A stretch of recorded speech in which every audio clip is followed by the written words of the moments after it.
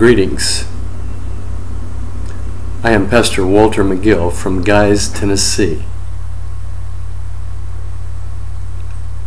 A letter was drafted to me dated November 12, 2012 from Joel T. Galanter, who represents the General Conference of Seventh-day Adventists in the SDA trademark lawsuit against me. On November 23, 2012, I drafted my response and emailed it to him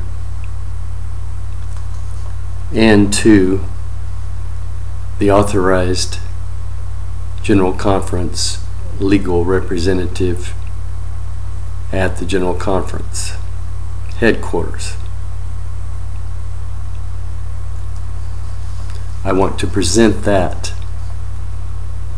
response to you now. November 23, 2012.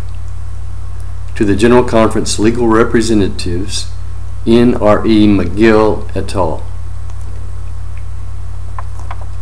I am in receipt of your two-page letter drafted on November 12, 2012. Though mystery appears concealed within, I have gleaned what I believe to be your salient points. The following list fairly summarizes the contents of your letter to my limited understanding. Number 1, your continued employment of vitriolic terms indicates you believe they are somehow effective. Number 2, nothing has changed in the hearts of the plaintiffs.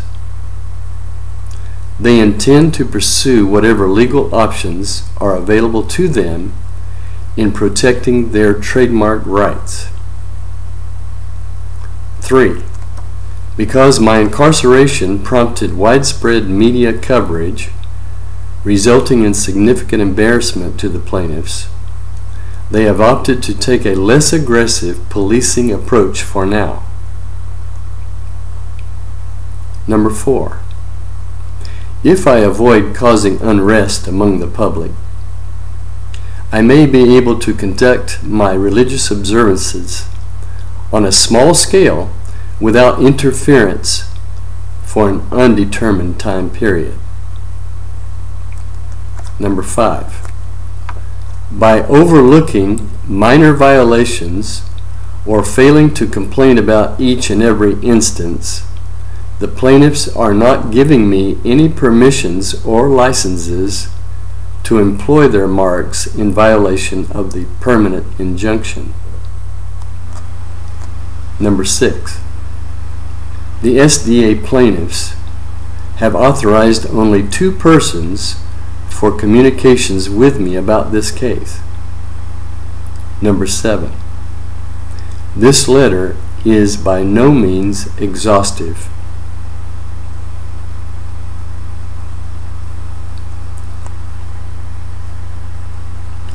Unfortunately, the 6 years of trademark litigation served to accomplish little more than this listing.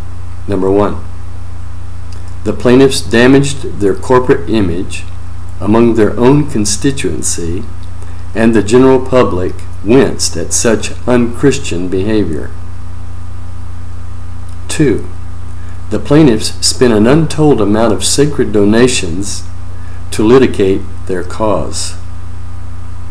3, the activity of CSDAs in North America was not significantly affected, but the international work began to flourish. Our Liberty petition indicates sympathizers from no less than 17 countries today. In terms of resources expended and actual effects from the lawsuit to date, it appears the plaintiffs took an unexpected beating, and the ripple effect will likely continue for years to come.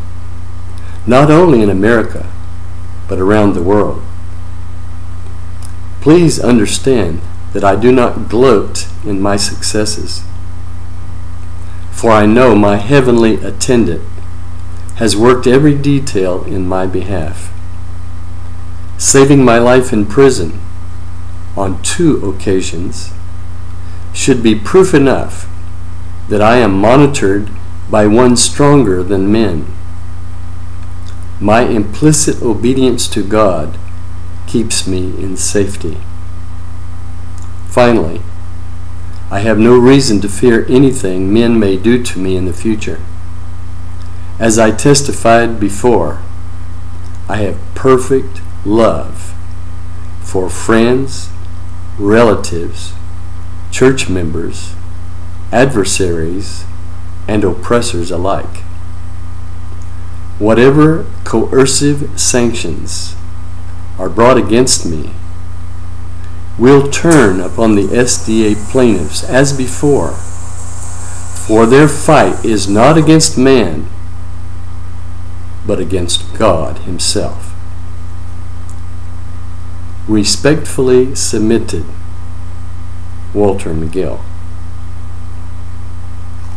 This concludes my response to the letter I received from Adams and Reece, Joel T. Galanter, General Conference of Seventh-day Adventist Legal Representative. Thank you and good day.